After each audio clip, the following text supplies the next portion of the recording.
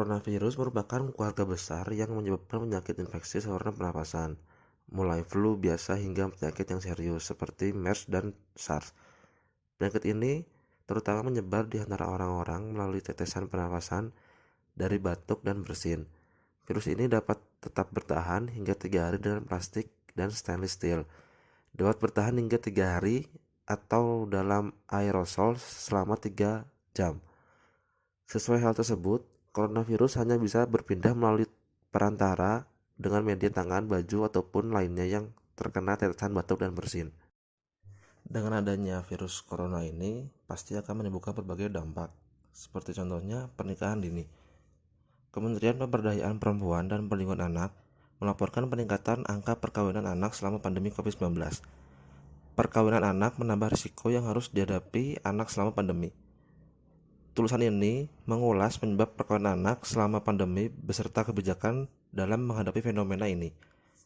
Beberapa penyebab perkawinan anak antara lain minimnya aktivitas anak dan lemahnya pengawasan orang tua dalam mengawasi anak sehingga terjadi pergaulan bebas dan kehamilan. Banyak sekali jasa pernikahan siri dan poligamis serta mendukung perempuan untuk menikah sejak usia 12 tahun telah menuai kritik keras dari masyarakat dan kementerian. P3A, Komisi Perlindungan Anak Indonesia atau KPAI telah melaporkan pemilik situs Aisyah Wedding ke Mabes Polri. Penyelenggara pernikahan ini dianggap telah mendorong praktik perkawinan yang dilarang undang-undang. Di Indonesia, anak-anak adalah mereka yang berusia di bawah 18 tahun dan tidak diizinkan untuk menikah. Mencuatnya kasus ini atas menjadi pengingat bahwa perkawinan anak masih menjadi pekerjaan rumah yang belum terselesaikan. Meskipun data UNICEF Indonesia menunjukkan penurunan perkawinan anak yang berjalan lambat dari tahun ke tahun, namun jumlahnya masih menjadikan Indonesia sebagai negara kedua dengan angka perkawinan anak tertinggi di Asia Tenggara setelah Kamboja. Sepanjang tahun 2019 hingga 2020 memang telah terjadi penurunan sebanyak 0,6%. Tapi masih jauh dari target penurunan hingga 8,74% pada 2024.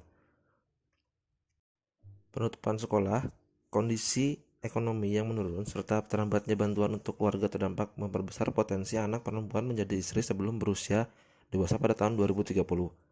Demikian salah satu kesimpulan riset UNICEF. Tujuan dari penyuluhan ini yaitu untuk membuat orang tua dan anak mengerti tentang bahayanya pernikahan dini. Teori yang digunakan adalah teori interaksi sosial dari Profesor Dr. Surjono Sukamto. Mendefinisikan interaksi sosial sebagai kunci rotasi semua kehidupan sosial, di mana dengan tidak adanya komunikasi ataupun interaksi antar satu sama lain, maka tidak mungkin ada kehidupan bersama. Jika hanya fisik yang saling berhadapan antara satu sama lain, tidak dapat menghasilkan suatu bentuk kelompok sosial yang dapat saling berinteraksi. Maka dari itu, dari kasus ini sangat dibutuhkan interaksi dari anak dan orang tua agar tidak terjadinya kasus pernikahan dini dan menurunkan tingkat kasus pernikahan dini ini. Fakta yang ada tentang pernikahan dini yaitu ada beberapa faktor. Yang pertama, penutupan sekolah di masa pandemi. Yang kedua, ekonomi. Yang ketiga, kesejahteraan keluarga. Dan yang keempat, kurangnya pemahaman tentang pernikahan dini di kalangan orang tua. Perkawinan anak dapat memiliki efek negatif juga yang serius dan bertahan lama. Ketika seorang remaja perempuan hamil, hal ini dapat berdampak signifikan pada pendidikan, kesehatan, dan kesempatan kerja yang mempengaruhi kehidupan dan pendapatannya di masa depan. Anak yang dilahirkan juga berisiko kematian pada saat bayi, stunting, dan rendahnya berat badan lahir. Permasalahan lain yang dialami pasangan suami istri belia adalah rentannya praktik kekerasan dalam rumah tangga atau KDRT. Karena belum mampu mengelola emosi, perkawinan anak menimbulkan masalah baru pada keluarga besar karena banyak orang tua yang terpaksa membantu mengurus cucu.